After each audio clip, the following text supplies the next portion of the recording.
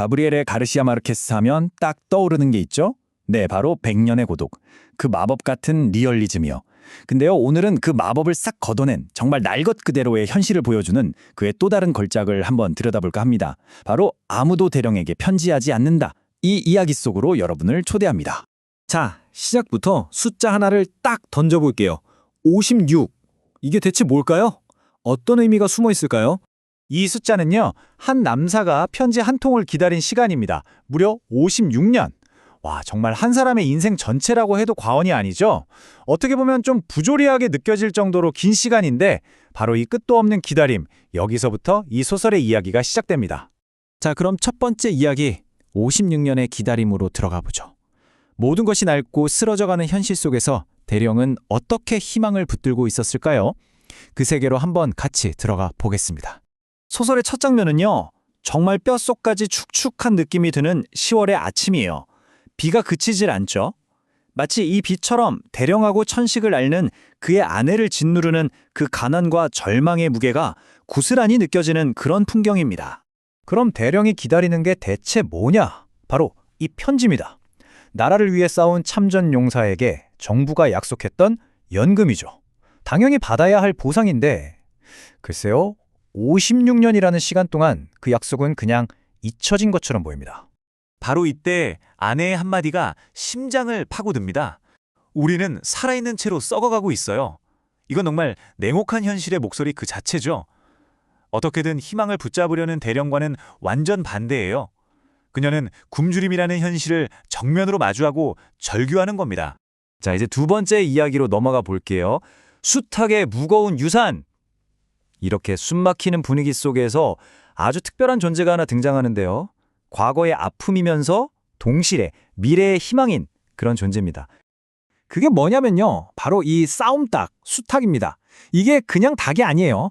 비밀 전단을 돌리다가 목숨을 잃은 아들이 남긴 마지막 유산이고요. 또 동시에 이 마을에 깔려있는 그 억압적인 정치적 긴장감을 상징하기도 합니다. 그러니까 이 수탉 한 마리를 두고 사람들 생각이 다 다른 거예요. 마을 사람들한테는 앞으로 다가올 승리, 행운의 상징이죠. 그런데 당장 먹을 게 없는 아내 입장에선 어떨까요? 그냥 밥만 축내는 짐덩어리일 뿐입니다. 이렇게 수탉은 모두의 희망과 절망이 부딪히는 아주 모순적인 상징이 되는 거죠. 자, 세 번째 이야기, 금요일의 의식입니다. 매주 금요일이 되면요, 희망이 태어났다가 또 허무하게 죽어버리는 그런 가슴 아픈 의식이 반복됩니다. 어떤 의식인지 한번 따라가 볼까요? 금요일 아침이 되면 대령은 낡아서 기운 자국이 가득한 양복을 조심스럽게 꺼내 입습니다. 그리고 항구로 가죠. 이게 바로 마지막 남은 품위를 지키려는 대령만의 어떤 장엄한 의식 같은 거예요.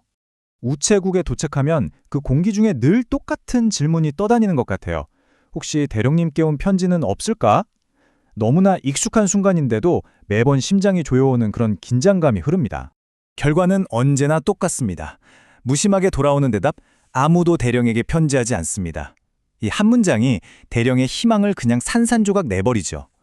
지난 56년간 계속되어 온 정말 벗어날 수 없는 굴레인 겁니다. 네 번째 이야기는 산채로 썩어가다입니다. 기다림이 계속되면서 이제는 품위를 지키는 것과 그냥 살아남는 것, 그 경계가 서서히 무너지기 시작해요. 이 지점에서 두 사람의 생각이 완전히 갈리는 게 보이죠? 대령은 편지는 올 거야, 이 희망 하나로 버티는 거예요. 하지만 아내는 어떻습니까? 당장 먹을 게 하나도 없어. 텅 빈 냄비라는 냉혹한 현실과 매일 싸워야 하는 거죠. 살아남기 위해서 정말 작고 어떻게 보면 굴욕적인 선택들을 계속하게 됩니다. 아들이 남긴 재봉틀을 팔고 아내는 결혼 반지를 팔려고 하고 심지어는 이웃들 눈이 있으니까 밥 짓는 척하려고 냄비에 돌멩이를 넣고 끓이기까지 해요. 정말 그 끝없는 가난 속으로 점점 더 깊이 가라앉는 거죠. 자, 드디어 마지막 이야기입니다. 마지막, 절박한 선택. 먹을 것도, 돈도, 기다리던 편지도 아무것도 없는 막다른 길에 다다랐을 때 이 기나긴 기다림은 결국 폭발하고 맙니다. 어느 날 투게장에 갔는데 대령이 그걸 본 거예요. 자기 수탉이 그냥 닭이 아니라 마을 사람들 전체의 희망이 되어 있는 모습을요. 그 순간 대령의 마음도 잠시나마 막 벅차오릅니다.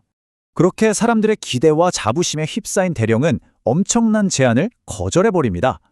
마을의 유지가 900페소의 닭을 팔라고 하는데 안파오 하고 딱 잘라 말하죠. 이 900페소면요, 이 부부가 몇 년은 먹고 살 수 있는 어마어마한 돈이었는데 말이에요. 그래서 결국 빈손으로 집에 돌아오게 돼요. 하지만 마음속에는 어떤 새로운 결의가 가득 차 있죠. 눈앞의 돈, 당장의 배부름이라는 현실 대신에 보이지 않는 공동체의 희망, 그리고 자신의 존엄을 선택한 겁니다. 하지만 집에 돌아오자마자 그를 기다리고 있던 건 아내의 날카로운 한마디였습니다. 다른 사람이 먹도록 우린 굶고 있는 거예요? 그리고 이 말이 이 소설의 충격적인 마지막 장면으로 우리를 이끌고 갑니다. 이제 모든 게 다 소용없어진 순간 아내는 정말 가장 근본적이고 가장 절박한 질문을 던집니다. 그럼 우리는 뭘 먹죠? 소설은 바로 이 질문과 함께 끝이 납니다. 우리에게 똑같이 묻는 거죠. 가진 것이 존엄성밖에 남지 않았을 때 그 가치는 과연 얼마일까요?